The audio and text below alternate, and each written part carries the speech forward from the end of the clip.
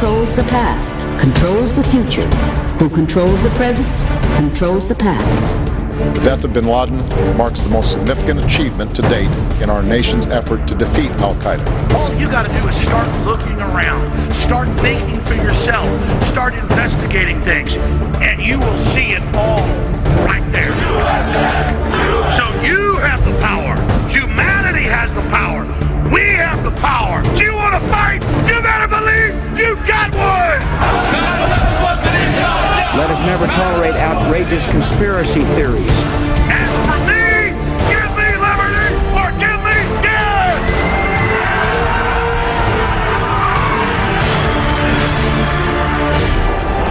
The answer to 1984 is 1776. Welcome to the Infowars Nightly News. I'm Darren McBreen. It is Friday, June 14th, 2013. And here's a quick look at what we got coming up. Tonight, Obama's national security advisor, pushing the claim of Syrian chemical weapons, has no experience except as a fiction writer. And the fictional narrative in the latest Rainbow Six game casts patriots as terrorists. Then ask police if they've got a warrant. You get arrested. All that and more on tonight's Infowars Nightly News.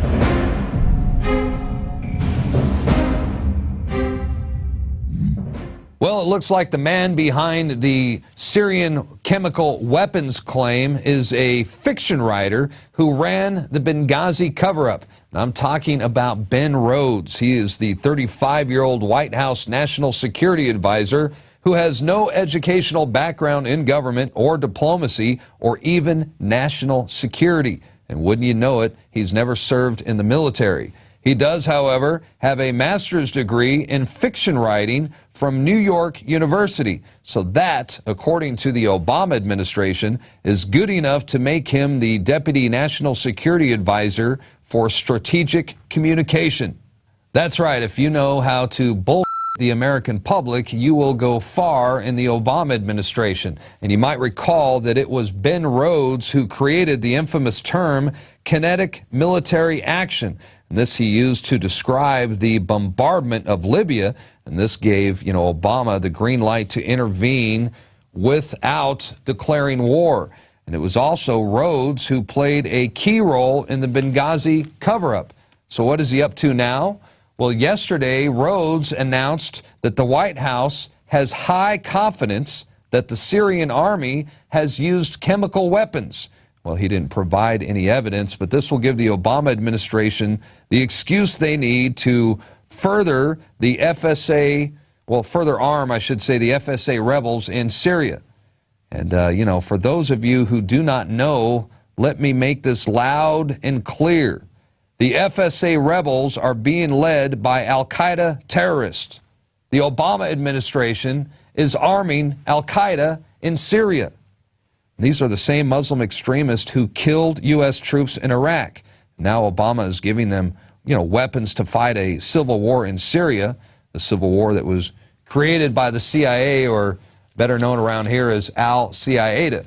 And it's no wonder that Obama needs a fiction writer as the White House National Security Advisor, because I imagine it'd be pretty difficult to explain to the public or to convince the public that it's a good idea to arm al-Qaeda terrorists in Syria. That, my friends, that's a tough sell.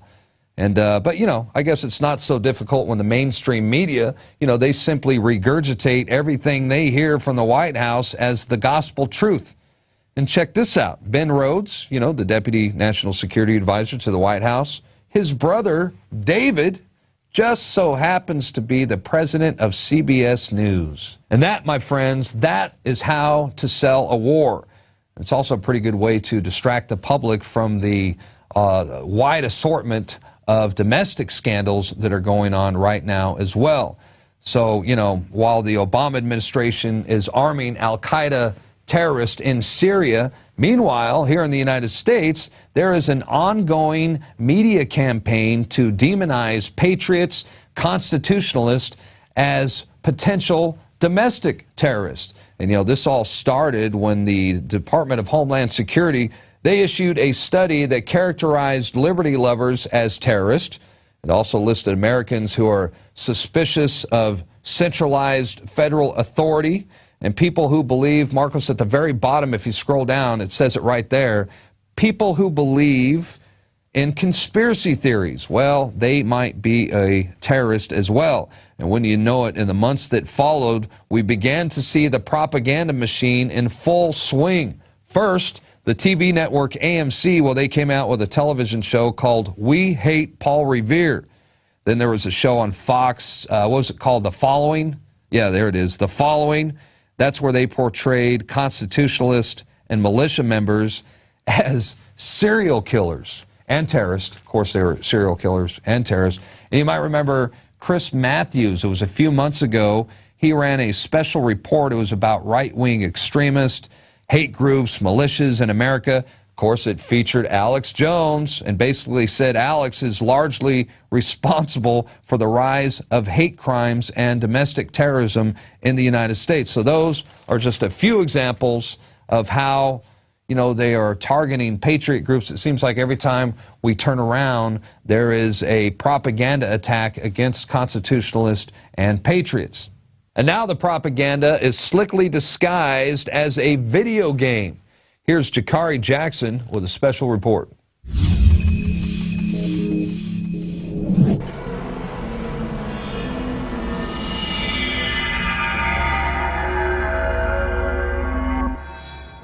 This is for the homes you foreclosed on, the bailouts you took.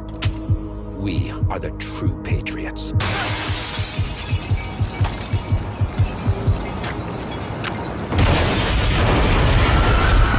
The long in development Rainbow Six Patriots has been confirmed for the next generation of gaming consoles. I'm Jakari Jackson with an Infowars news alert. Now, of course, the next generation of gaming consoles not only includes PlayStation 4, but also Xbox One, the same Xbox which is made by Microsoft, which has been alleged in the PRISM scandal, which contains advanced tracking features in their unit, but that's not the point of this report.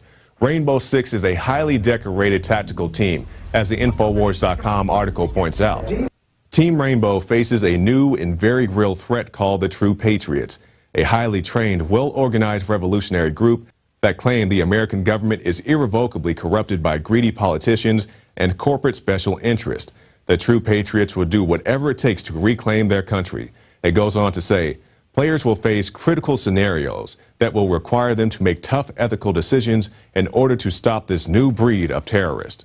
We'll get to those tough ethical decisions in just one moment. And keep in mind, this is the statement from the game's own publisher, Ubisoft.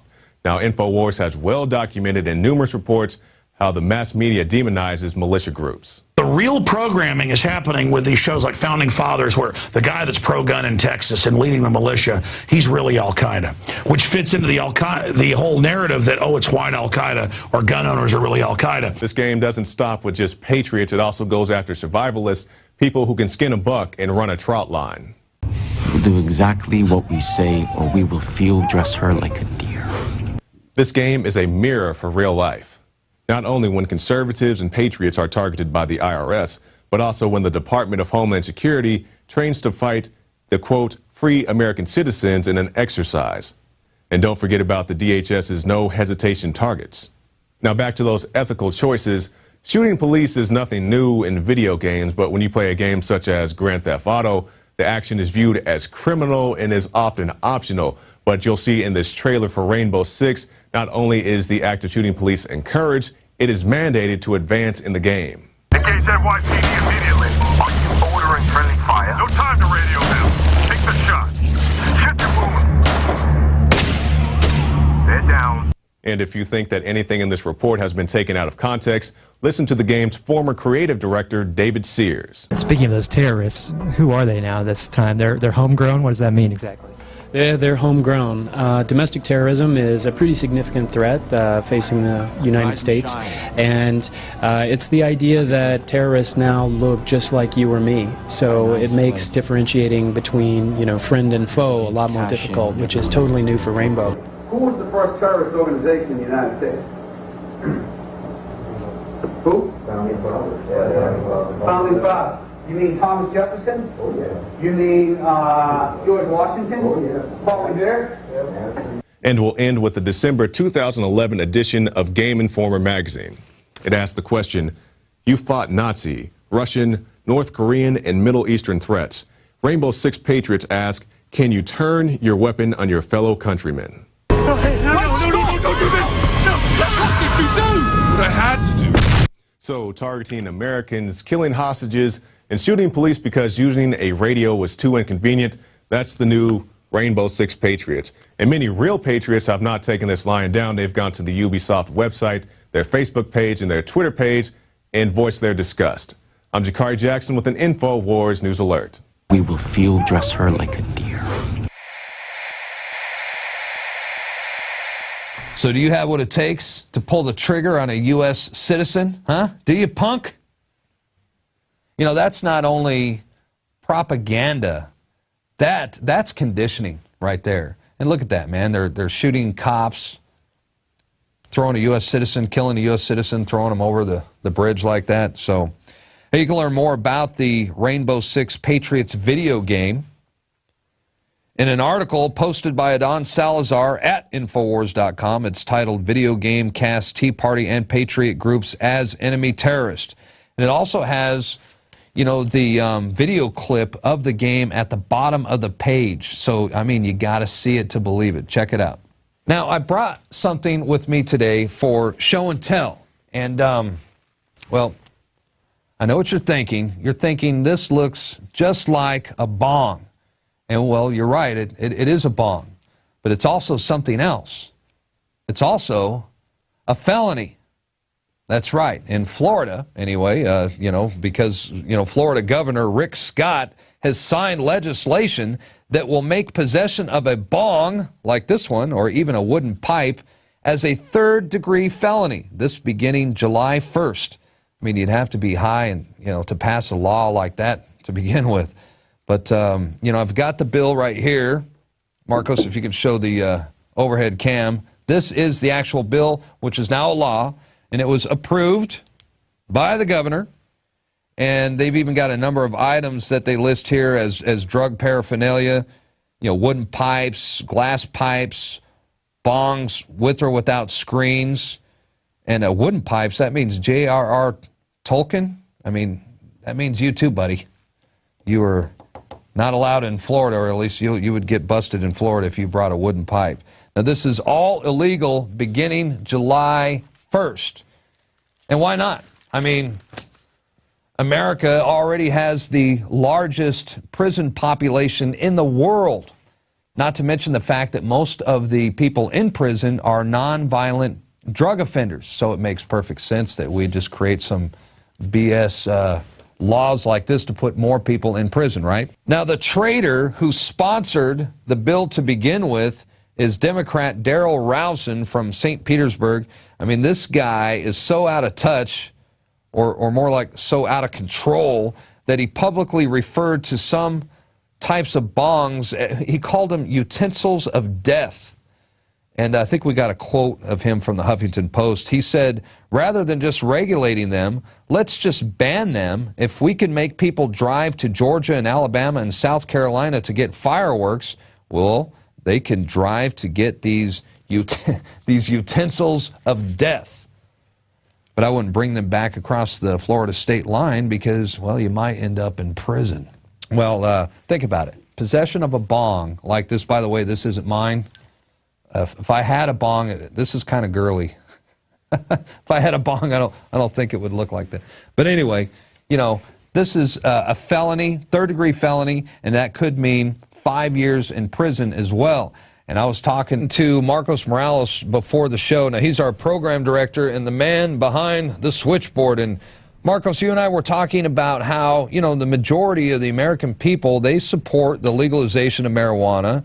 And now you were telling me about this guy, I guess he's an ex-CEO from Microsoft. He wants to franchise weed distribution as a corporate business model. Tell me a little bit more about that. I thought that was interesting. Yeah. So apparently in this corner of the country in Florida, we've got the guys who are trying to make money by destroying society. You know, they're trying to destroy people who can contribute to society in order to get money from fines, sending them through the prison system. It's the corporate prison system. It's the corporate prison Like we don't have enough people in prison already. Exactly. And this, on this other note here, we've got this guy in Seattle, ex-Microsoft executive. He's trying to raise money for funding. So right now it seems more of like a scheme to get investment money going. But he's trying to turn it into a business model that, you know, capitalists would dream of. This is you'd be getting it in on the ground floor before this thing. So okay, so this is like the whole legalization of marijuana. So a lot of people are going to look at this and think this is a good thing, right? I mean, because this is like the Starbucks of marijuana. Am I following you right? Yeah, that's what this guy's going to do. He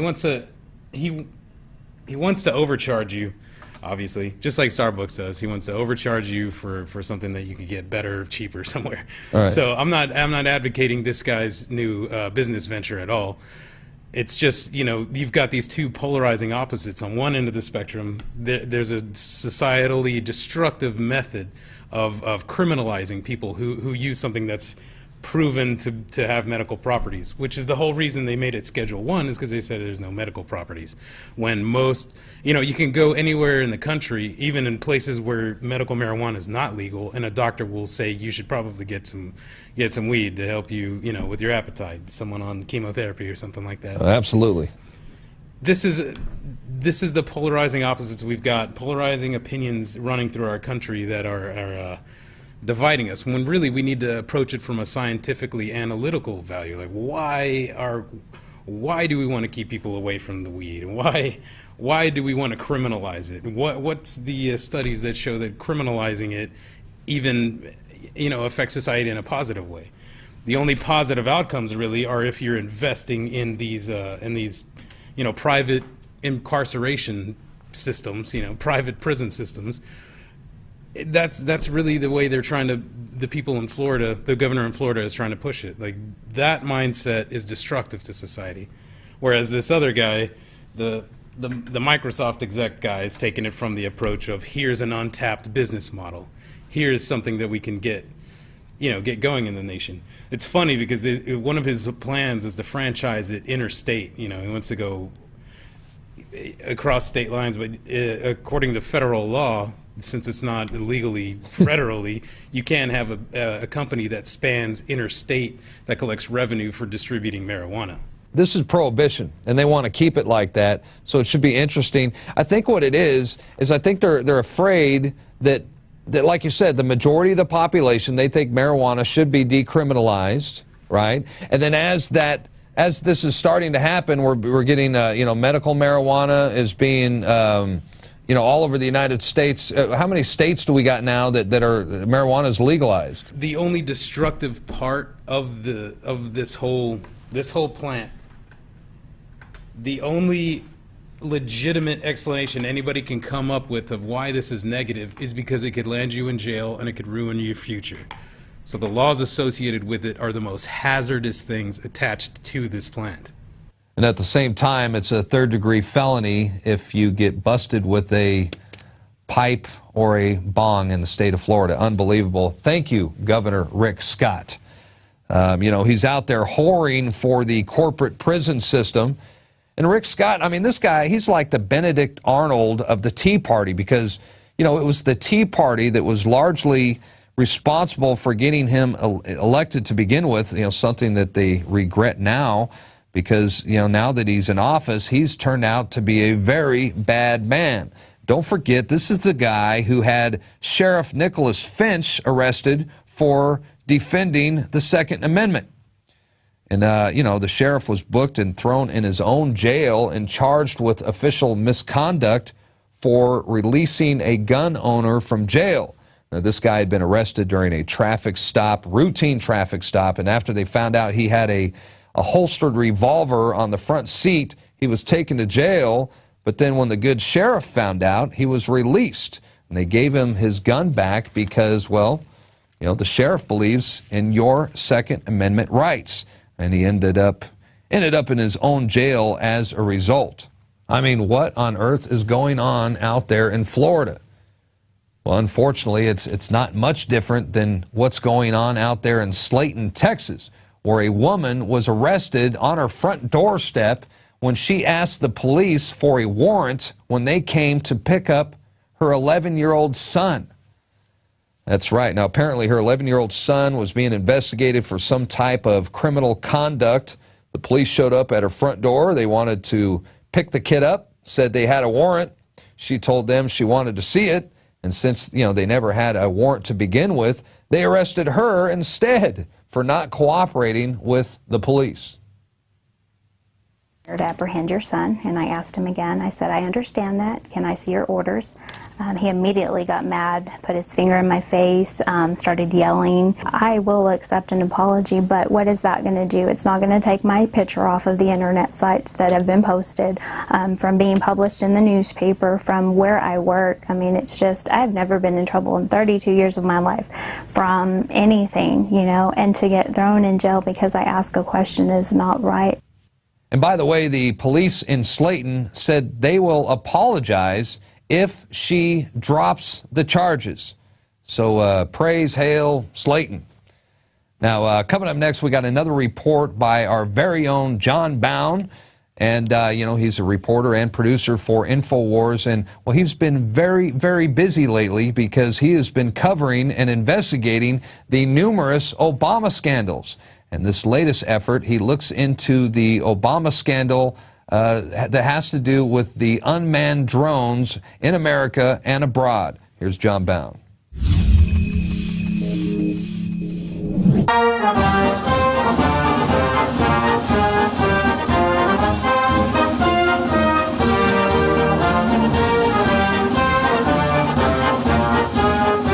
As was true in previous armed conflicts, this new technology raises profound questions about who is targeted and why.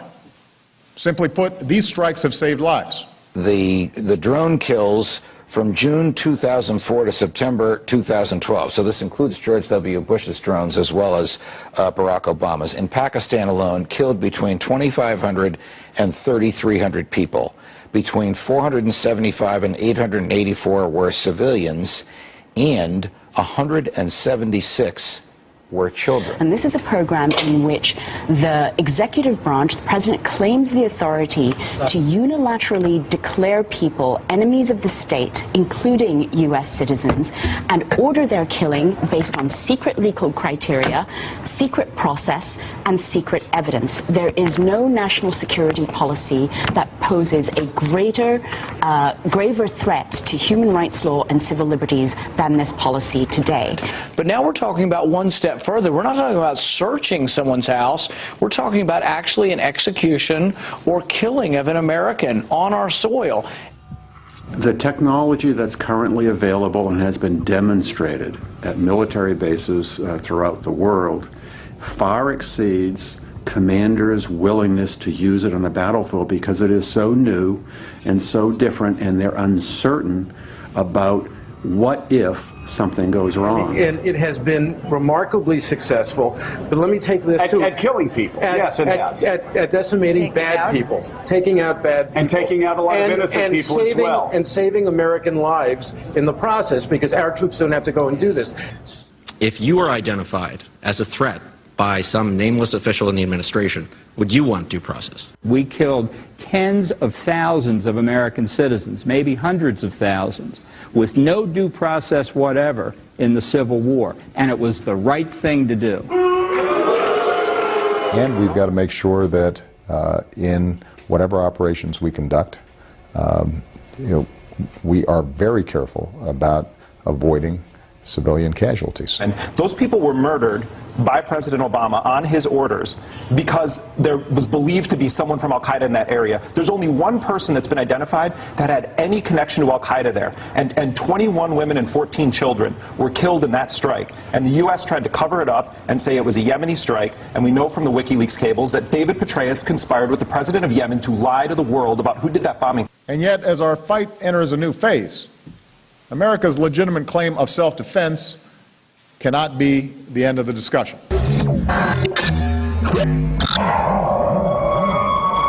All right, thank you, John Bound. That brings us to our quote of the day. This from Vince Lombardi, the best coach of all time, perhaps. Confidence is contagious, and so is the lack of confidence. Hey, that's going to do it for the first half of our show. The Infowars will return shortly. When we come back, you are going to see a veteran of the Black Panther Party as he has a very special message for Barack Hussein Obama. My good friend Larry Pinckney, when we return right after this. Now you can watch the Infowars Nightly News streaming live as it happens for free. Check it out at Infowars.com/show.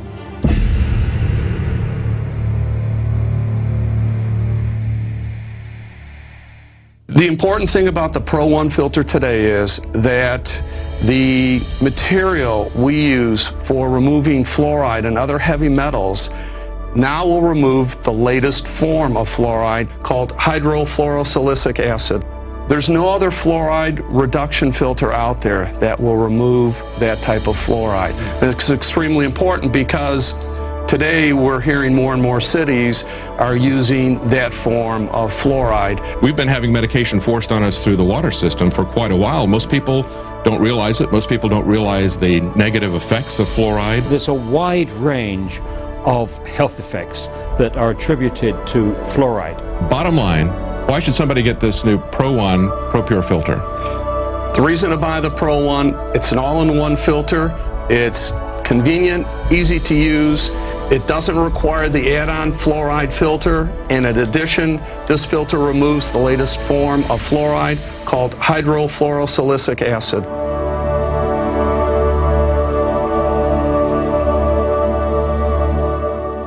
I'm Darren McBreen, and these are some of the new items that are available now at InfoWarsShop.com. Alert the public to Obama's blatant abuse of power with the new Obama t-shirt. Obama's Joker face on the front and come and take it on the back. It's time to publicly call him out for what he is, a tyrant. Defend the Second Amendment with our top seller Come and Take It t-shirts. And look at that, women's cut tank tops and t-shirts now available. Nice hat. Plus the Don't Tread on Me flag. And now you can become a micro distributor of the Infowars magazine. Plus, get your own copy delivered right to your door each and every month. And if you're tired like I am of you and your family being exposed to polluted drinking water, get the Pro One High Performance Water Filter. It gets rid of all pathogenic bacteria, cyst, fluoride, heavy metals, and numerous other contaminants. So join the revolution at InfoWarsShop.com.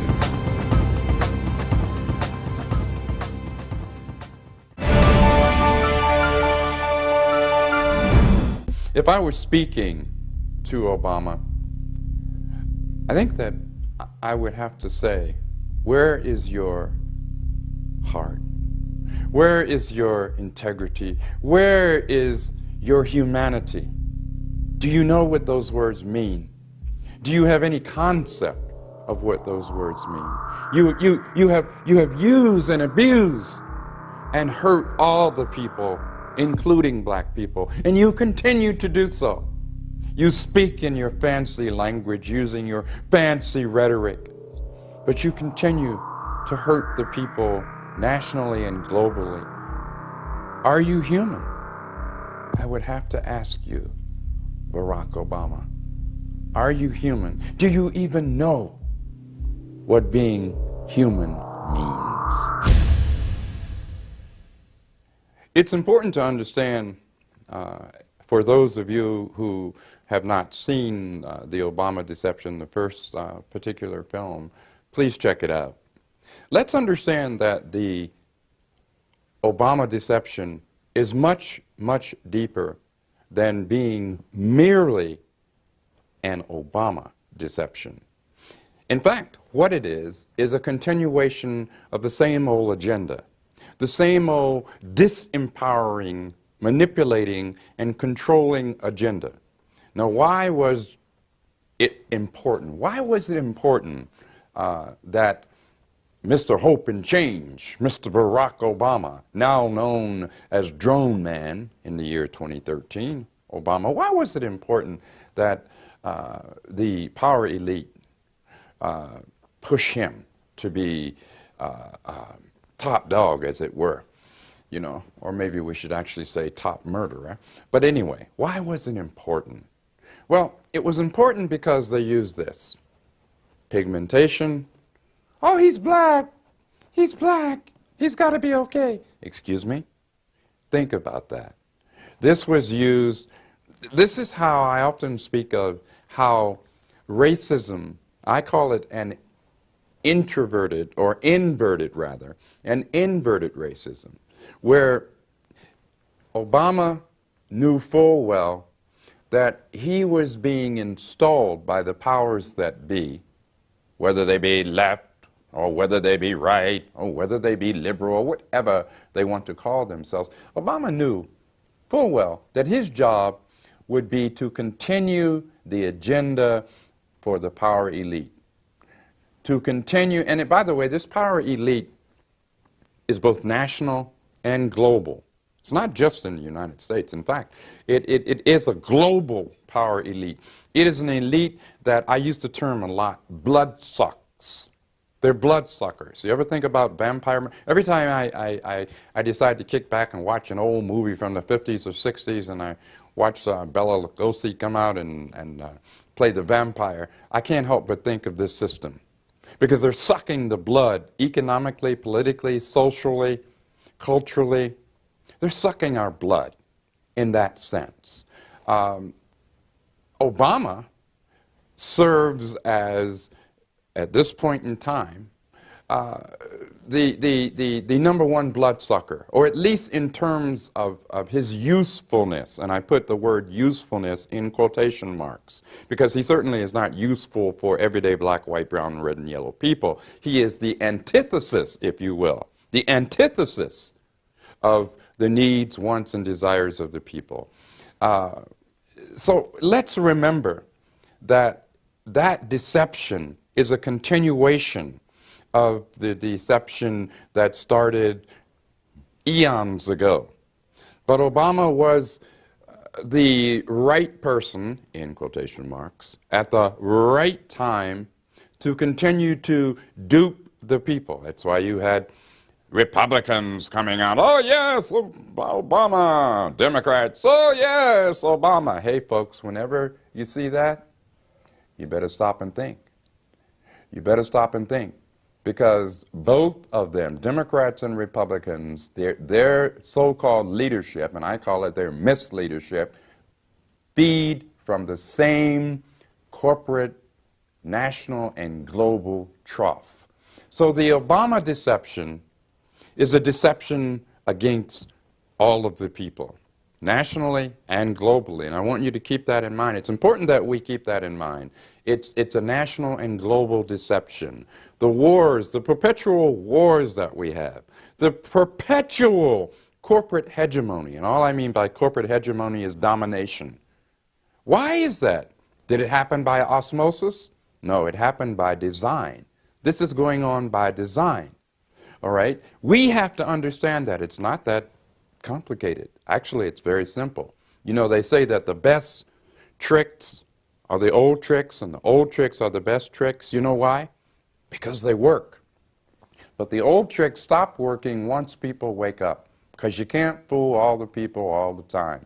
And more people are waking up to this deception. And it is a despicable deception.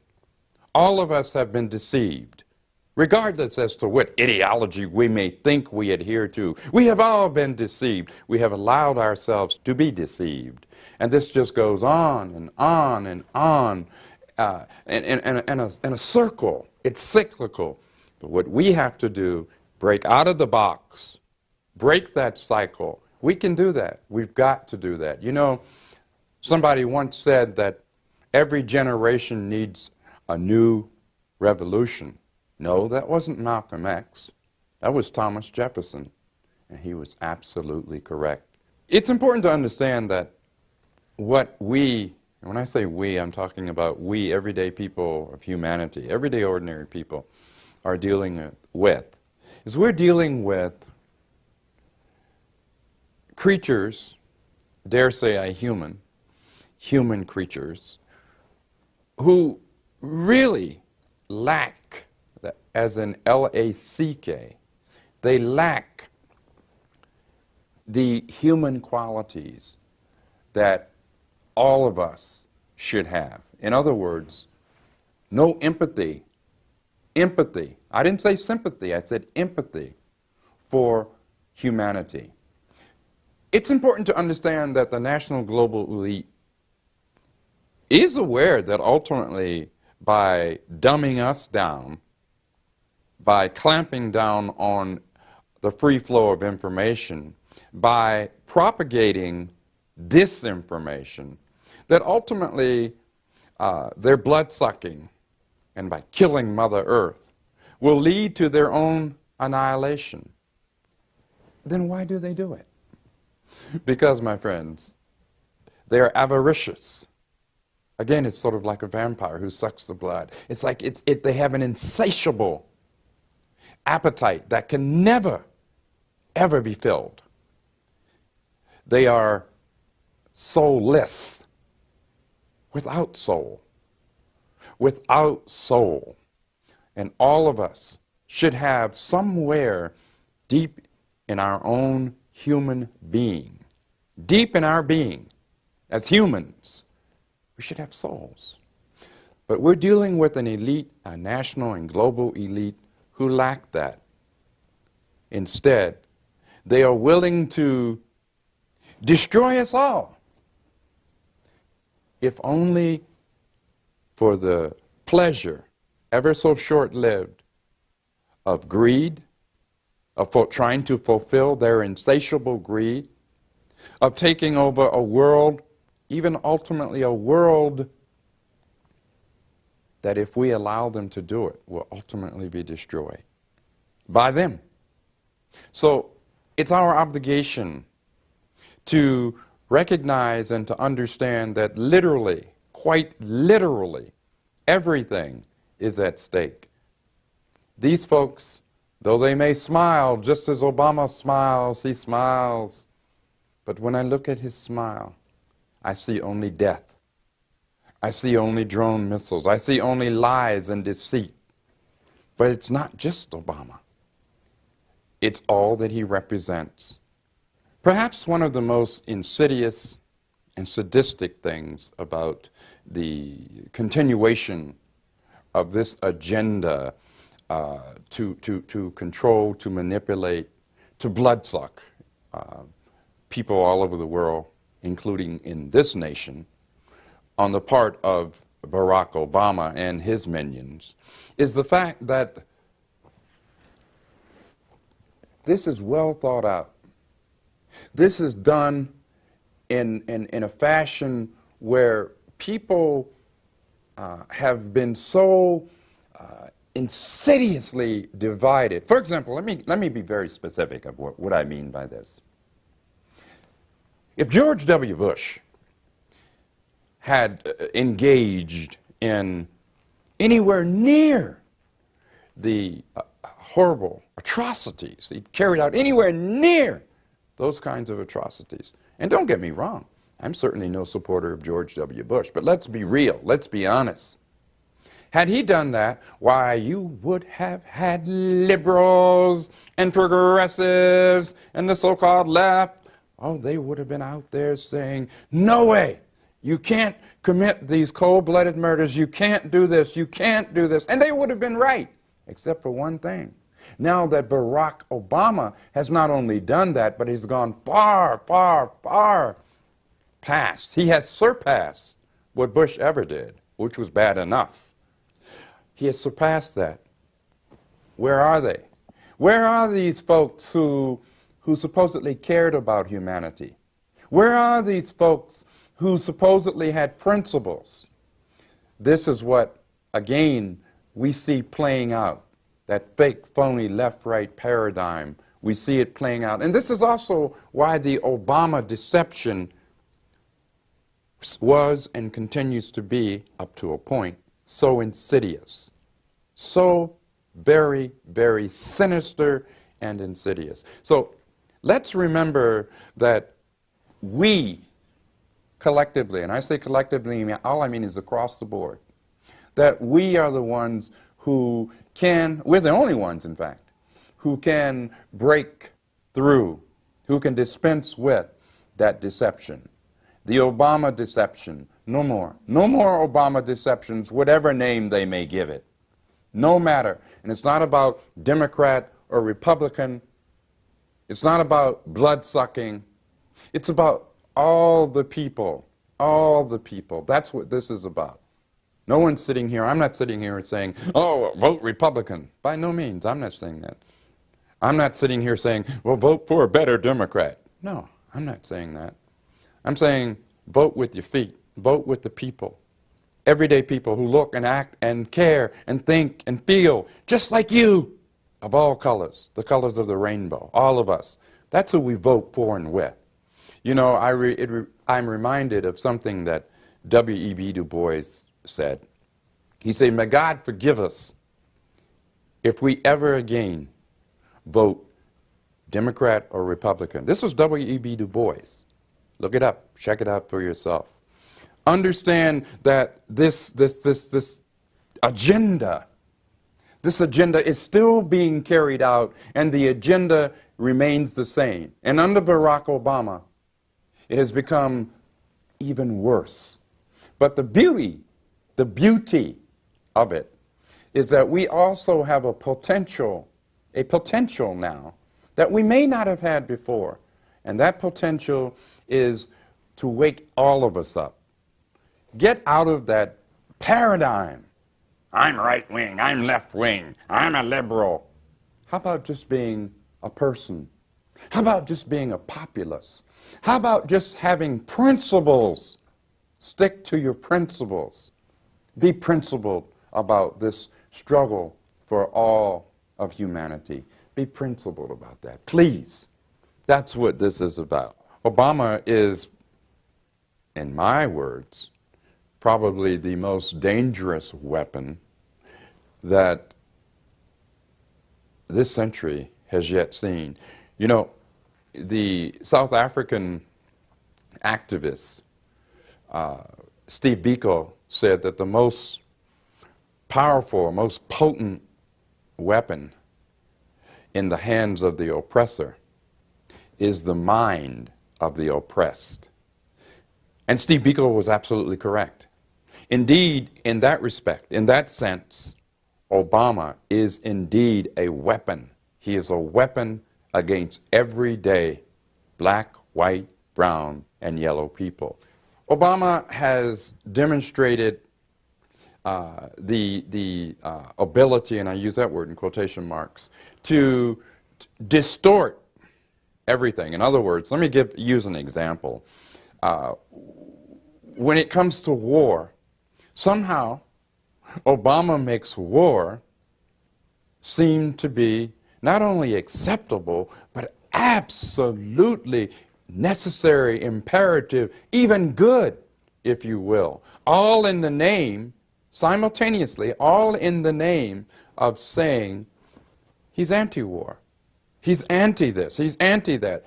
Virtually everything Barack Obama says he opposes, he supports. And we need to understand that. That's why he is a weapon, such an insidious and powerful weapon. We have to look at him for what he is, not for what we want him to be. Too many people got caught in the trance, looking at Obama not for what he is, but for what they wanted him to be. We have to look at Obama, and people just like him don't care about what their color or their gender is, for what they really are versus what we had hoped they would be. So this weapon, which he is a weapon against everyday ordinary people of all colors. This is the weapon, to borrow the FBI's infamous term. This is the weapon that needs to be neutralized. And when I say neutralized, I mean, so that it not be misconstrued, I mean politically. We must come, and conscious-wise, we must come to an understanding that he must not be allowed to continue to hold us, to mesmerize us we've got to get out of this ridiculous, dangerous trance that we're in. No more weapons. And Obama right now, presently, is probably the most powerful weapon against everyday people. You know, when I think back to, for example, John F. Kennedy, JFK, and I'm certainly not romanticizing the Kennedys period, be it John F. K. or Robert Kennedy. However, I will say this. There were certain fundamental things that JFK did attempt to do that did have a fundamental effect of helping, assisting the poor in this country, the poor of all colors, all colors. Also, there were fundamental things that Kennedy, in this respect, did. For example, where the CIA wanted Kennedy to go in and, quote, smash Cuba, despite international law, despite all kinds of things, Kennedy said no. Now, again, I want to emphasize, I am not romanticizing Kennedy. But when we compare, for example, this president, this former president, with this current president, one has to ask, have we moved forward or have we moved backwards? Clearly, we have moved backwards, and we're moving rapidly backwards, and we will continue to move backwards until we break free of this Obama trance. Right now, Obama is the best they have, and we have to reject that. When I say the best, I don't mean in a good or positive sense. I mean he is the most effective weapon that they have, the power elite, the globalists, against the people of this nation and the world. Once we deal with him, it becomes far less difficult. It will be difficult, but far less difficult to deal with their next tricks, because they always have tricks. But our trick is not a trick. What we have is each other, and it's way more of us than of them. What about Africa? What about what Barack Obama has done and is doing in Africa? The mother of civilization, all civilization. What about Africa? What's happening? Well, you know, in the first film, The Obama Deception, it was predicted, and rightly so, it has been proven to be correct, that Obama and his minions would be attacking Africa, would be developing war plans and carrying out those war plans. Did that happen? Did it actually happen? It most certainly did. Think back with me for just a few moments. Think back to Libya. Libya on the African continent. Think back to how this sovereign nation was bombed to smithereens. By whom? George W. Bush? No. Barack Obama. Think about it. Think about the fact that not only in Libya, in North Africa, but also in Somalia, drones are being used to indiscriminately bomb, and there's no such thing, by the way, as a smart missile or a smart bomb. Only dummies think that there are smart missiles and smart bombs and smart drones. But being bombed to smithereens, the massacres that resulted, for example, in Libya, North Africa, as a result of the destabilization by Barack Obama and his minions. The horrible human disaster where we're talking 40 to 50 to 100,000 people being massacred. Do you think for an instant Obama didn't know that this is what would occur? Of course he knew. The whole thing was meant to destabilize Africa, okay, whether it was Libya, North Africa, Somalia, East Africa, whether it was Syria. Think about what's happening in Syria today. Syria being very, very, very close to the African continent. By close, I'm speaking in geographical terms. Think about these things. AFRICOM. Have you heard of AFRICOM? AFRICOM, the militarization by the Obama regime of the African continent. The militarization for the purpose of using African armies to kill each other, acting as proxies for the power elite of the U.S. In this case, acting as proxies, if you will, for Barack Obama. Now, there were those back in 2008, 2009, when we predicted that these things, or it was predicted that these things would take place, who said, oh, no, not Obama. Not Obama, you don't understand. He's black. Think about it. Think about the bloodshed. Think about the destabilization of the mother continent. Think about it. And she's our mother, just like this planet is our Mother Earth. Think about what has been done. That was a crass and continues to be a crass deception. Remember, if you haven't looked up AFRICOM, look it up, Google it, AFRICOM, AFRICOM, the proxy for the United States to continue to militarize the African continent, to militarize it so that Africans are killing Africans, so you keep the continent divided.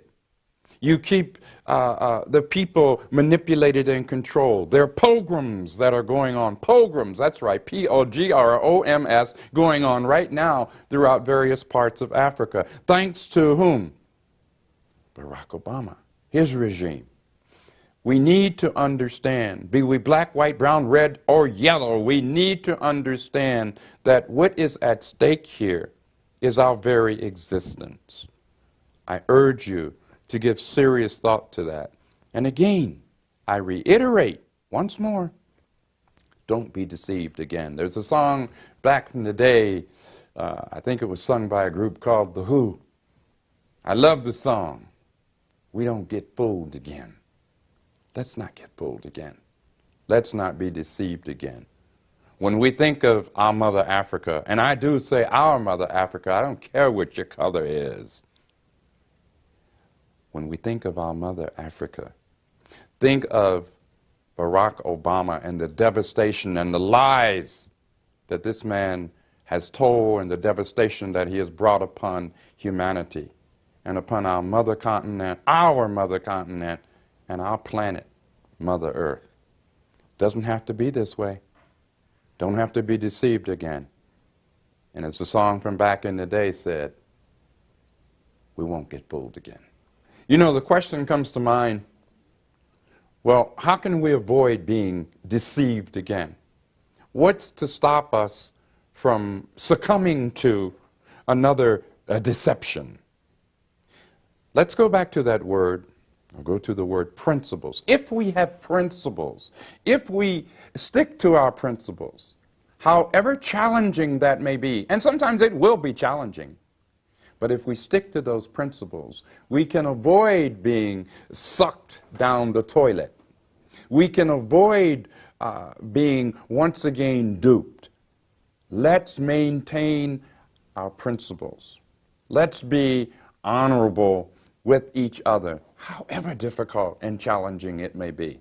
Because in the final analysis, that's how we will avoid yet another deception.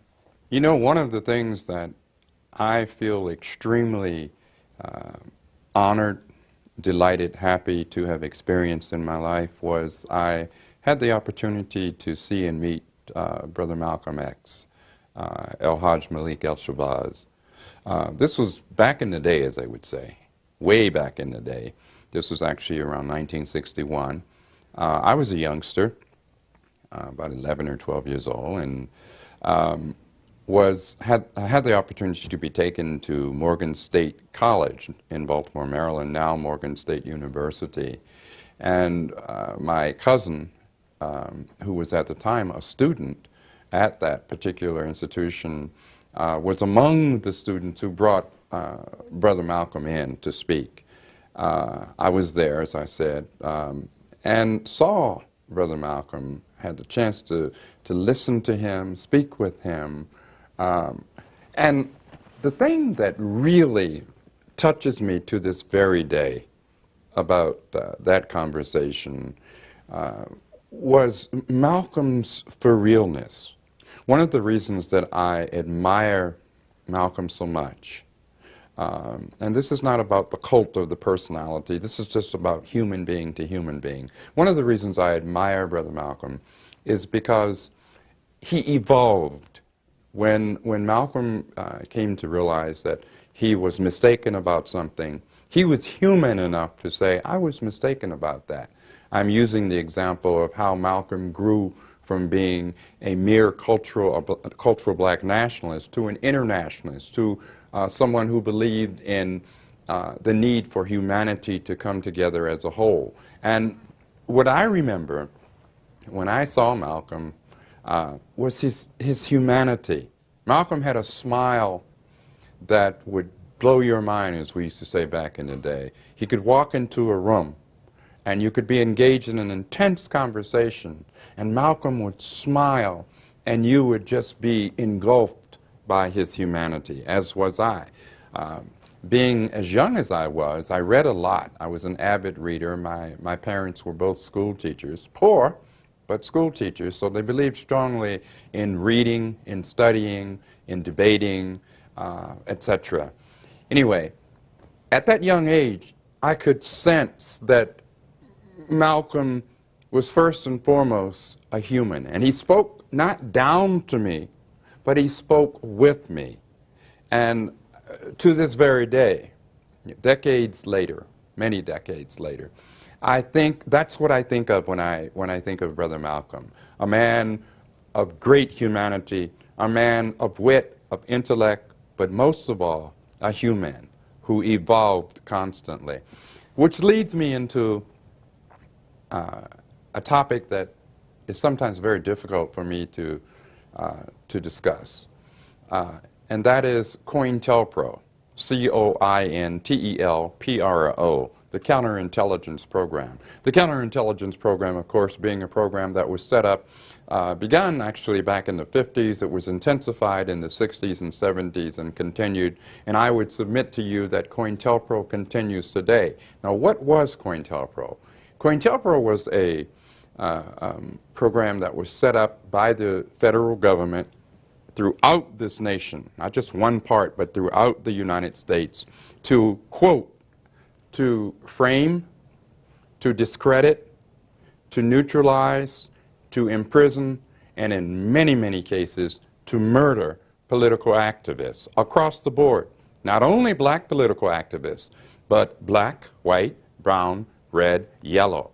People in this country, citizens of this country, who dared to challenge, to question, to oppose the narrative, the propaganda, if you will, of the U.S. government. Now, this is the year 2013. Does COINTELPRO still exist?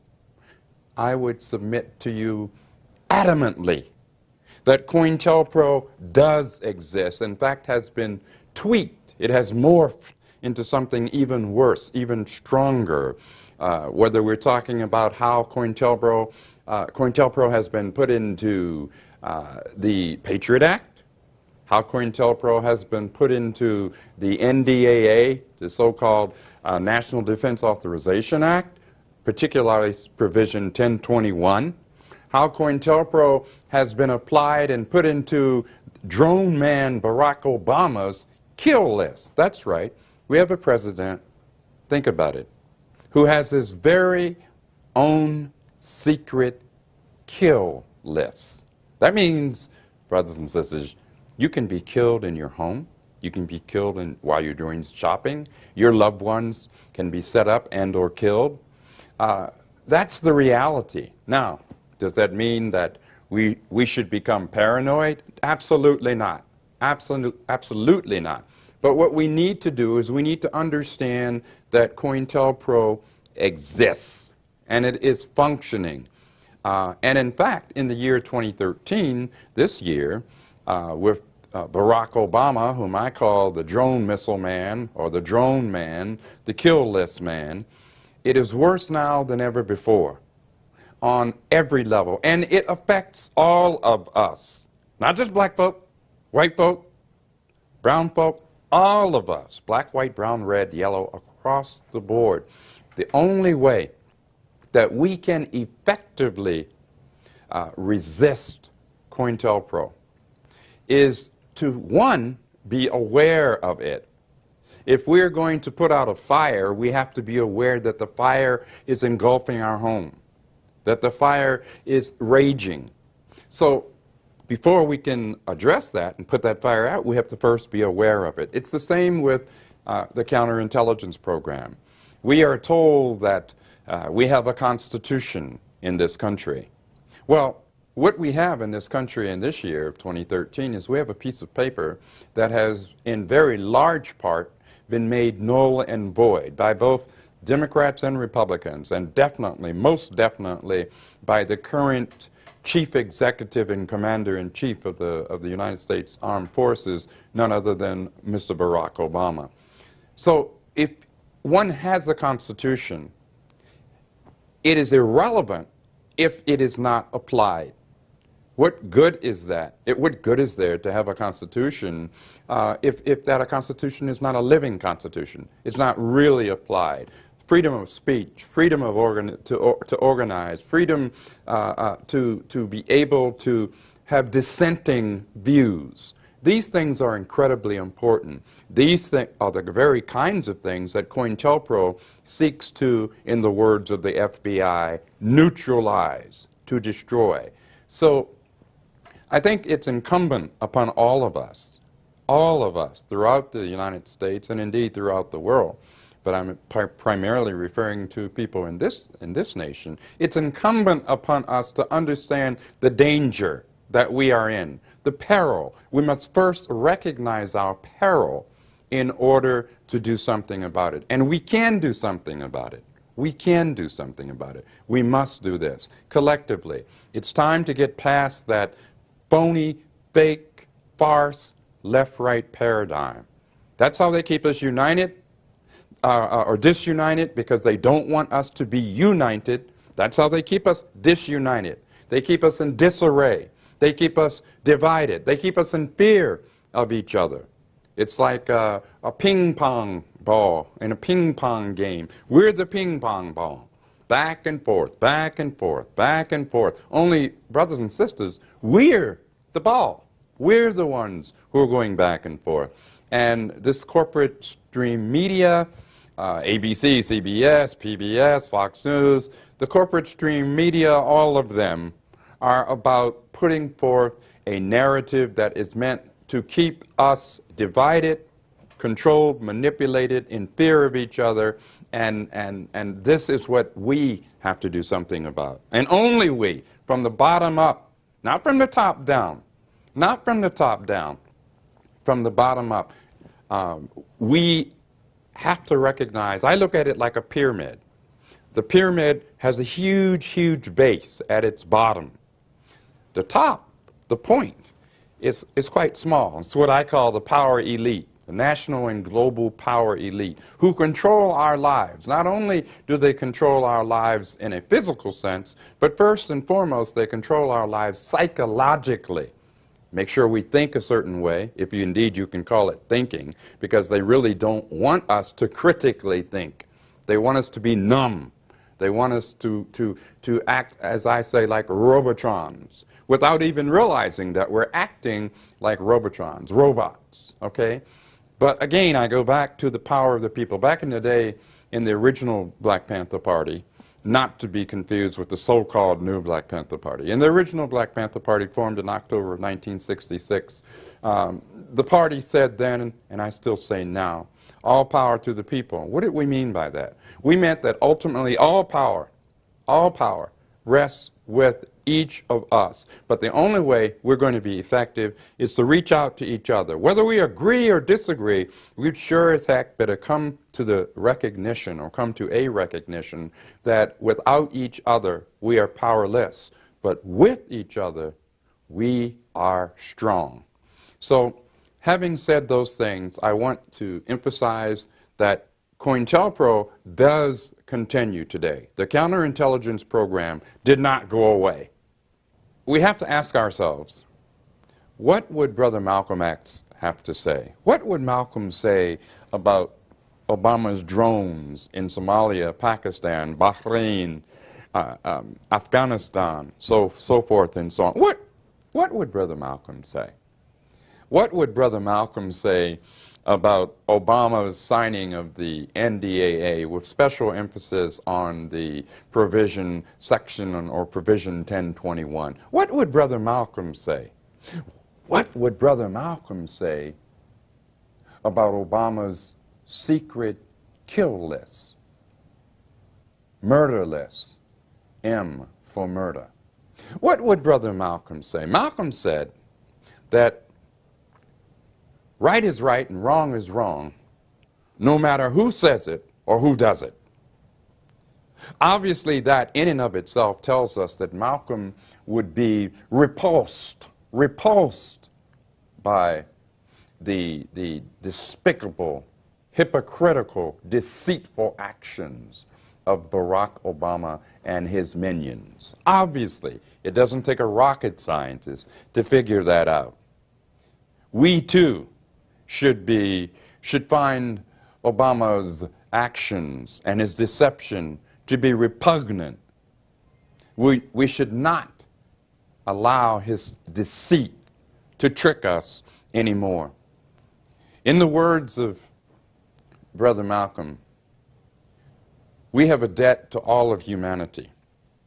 And I'm sure you are too, very sure that Brother Dr. Martin Luther King would have said the same thing. He said, didn't he, to judge people based on what?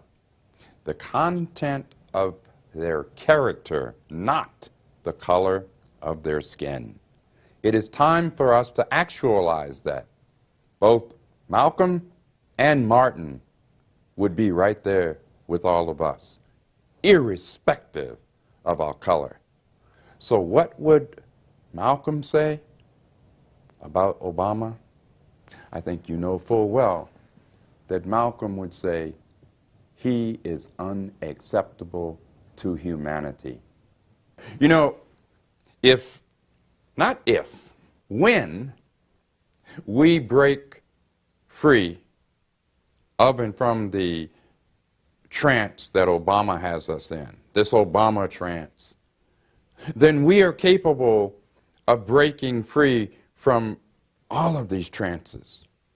Because the Obama trance is probably the single most powerful, debilitating one that has yet been brought about in the 21st century. So we have to break that trance. You remember when you were a kid and you first turned on the television and how magical it was to you? Wow, you looked at the screen and you saw people, you saw vehicles, you saw all kinds of things on that screen. It was like it was magic. But then as you grew older, you realized that no, it really wasn't magic at all. It was technology, not magic. You broke the trance.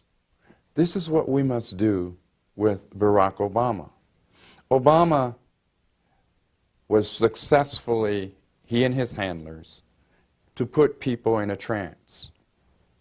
We must turn off that television set, euphemistically speaking, as the example I just gave, and break that trance. Understand that it's not magic. It's a trance, or as Malcolm X would say, it's Novocaine. Get out of it. Get out of it. Break that Obama trance, because once we do that, it becomes so much easier to break the other trances that they, and who do I mean by they? The power, the national and global power elite, the globalists, are going to be pushing more trances toward us. But it's going to be far more difficult because we have already, or will have already, broken free from the Obama trance. Why is it that we are, in this nation, and in many nations throughout the world for that matter, Why are we continuing to find ourselves in a developing de facto police state? Why? I mean, is this just happening, or is it happening by design? I think that when we give it serious thought, we find out that it is, in fact, happening by design. The globalists, those who want to control humanity, have an agenda, and that agenda is to do what? That agenda is to squeeze us in every conceivable manner, politically, economically, socially, culturally, spiritually even, to squeeze us. That is the global agenda. Now, this is why we see, and there's a positive side, and the positive side is this. Obviously, people throughout the world are beginning to wake up. People throughout the United States are beginning to wake up. We've got a lot more waking to do, a lot more awakening to do. But it has begun. Again, I go back to the words of Thomas Jefferson, every generation needs a new revolution. And this response is by the globalists, the global elite, the power elite, is to do what? Is to clamp down on people's civil rights, human rights. I like the word human rights because we're all first and foremost human. And that's the emphasis. That's where the emphasis, I think, really should be, on human rights. But it is showing they, who am I talking about? The global elite, the power elite, nationally and globally, are reacting to people awakening. Sometimes, you know, they say that, I'm trying to remember exactly what the saying was, but it goes something like a silver lining on the dark cloud. The silver lining in this case is that people are reaching a point, not only are they saying, I'm beginning to see, I'm beginning to understand, but we're reaching a point where we're saying no more, no more. And that's a positive. The beauty is, as we said back in the day, the beauty is the power. It's people power. It's all of us together. Not us divided, separated, killing each other, in fear of each other. Let's understand who the real terrorists are. The real terrorists, really, are the global elite. Those who want to keep us in fear, keep us divided. But remember, with all their chicanery, with all of their machinations, with all of their deceit, what it shows is that people, all of us, are truly beginning to awaken. So let us be positive, almost joyful. Let us be positive about the fact that we are beginning to awaken.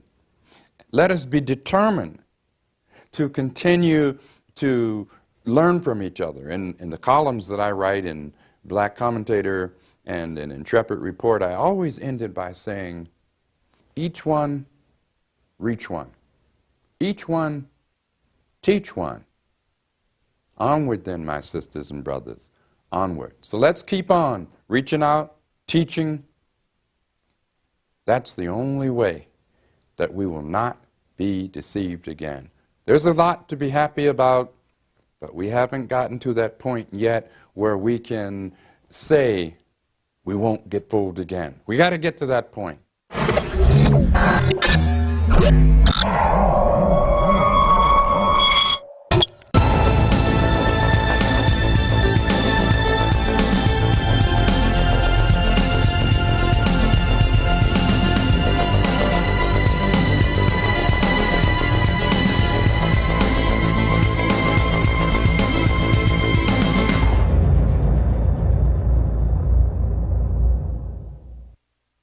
Now you can watch The Alex Jones Show live as it happens at Infowars.com/show.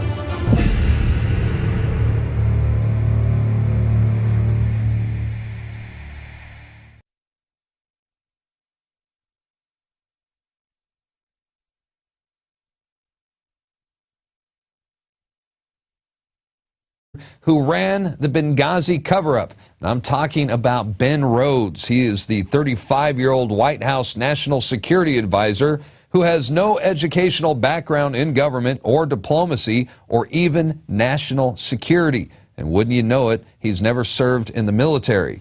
He does, however, have a master's degree in fiction writing from New York University. So that, according to the Obama administration, is good enough to make him the Deputy National Security Advisor for Strategic Communication. That's right, if you know how to bull the American public, you will go far in the Obama administration. And you might recall that it was Ben Rhodes who created the infamous term kinetic military action. And this he used to describe the bombardment of Libya. And this gave, Obama the green light to intervene without declaring war. And it was also Rhodes who played a key role in the Benghazi cover-up. So what is he up to now? Well, yesterday, Rhodes announced that the White House has high confidence that the Syrian army has used chemical weapons. Well, he didn't provide any evidence, but this will give the Obama administration the excuse they need to further the FSA, further arm, I should say, the FSA rebels in Syria.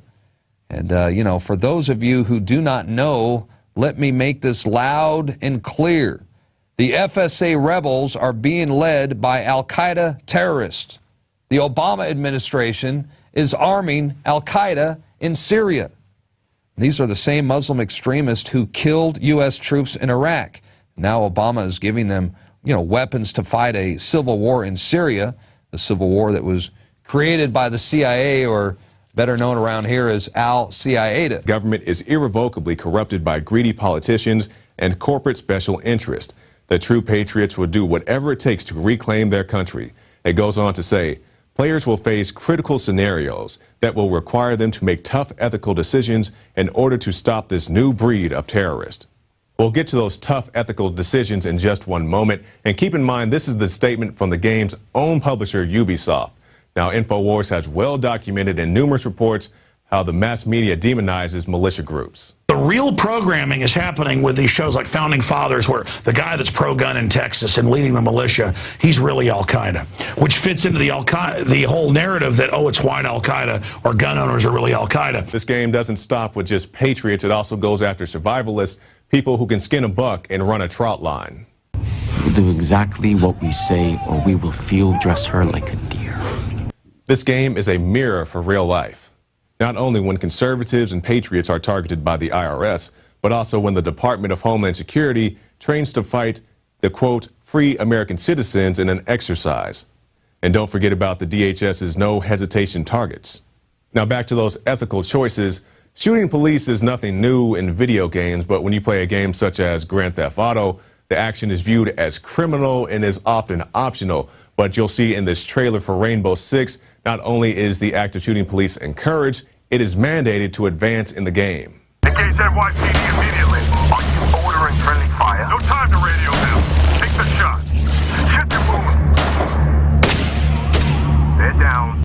And if you think that anything in this report has been taken out of context, listen to the game's former creative director, David Sears. Speaking of those terrorists, who are they now this time? They're homegrown? What does that mean exactly? They're homegrown. Domestic terrorism is a pretty significant threat.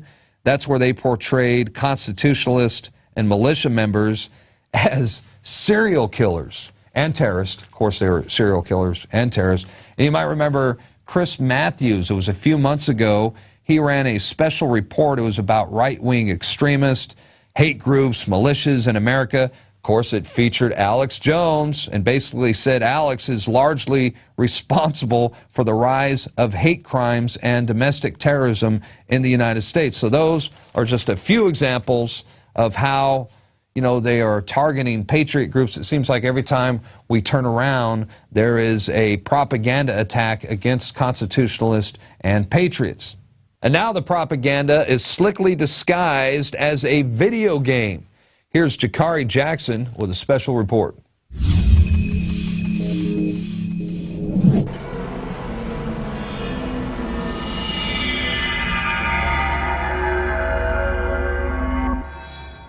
This is for the homes you foreclosed on. the bailouts you took. We are the true patriots.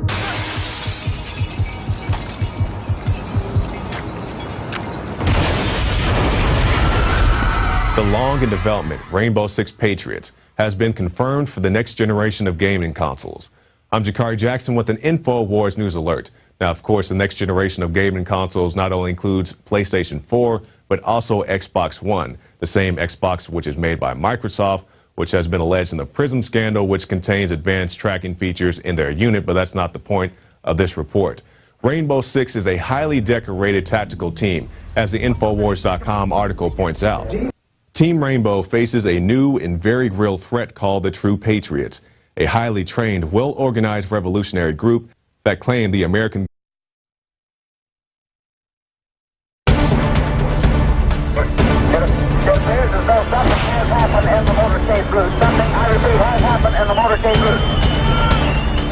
Who controls the past, controls the future. Who controls the present, controls the past. The death of bin Laden marks the most significant achievement to date in our nation's effort to defeat al-Qaeda. All you got to do is start looking around, start thinking for yourself, start investigating things, and you will see it all right there. So you have the power. Humanity has the power. We have the power. Do you want to fight? You better believe you got one! Let us never tolerate outrageous conspiracy theories. As for me, give me liberty or give me death!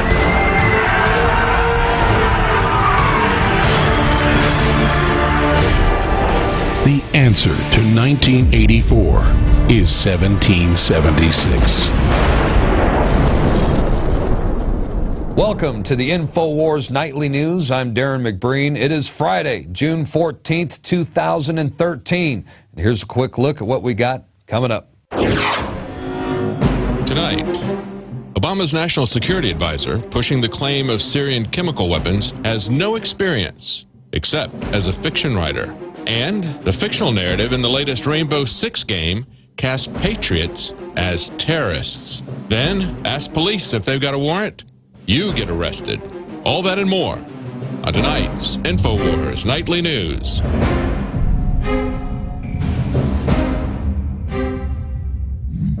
Well, it looks like the man behind the Syrian chemical weapons claim is a fiction writer. And, you know, it's no wonder that Obama needs a fiction writer as the White House National Security Advisor, because I imagine it'd be pretty difficult to explain to the public or to convince the public that it's a good idea to arm al-Qaeda terrorists in Syria. That, my friends, that's a tough sell. And, but, you know, I guess it's not so difficult when the mainstream media, you know, they simply regurgitate everything they hear from the White House as the gospel truth. And check this out. Ben Rhodes, you know, the Deputy National Security Advisor to the White House, his brother, David, just so happens to be the president of CBS News. And that, my friends, that is how to sell a war. It's also a pretty good way to distract the public from the wide assortment of domestic scandals that are going on right now as well.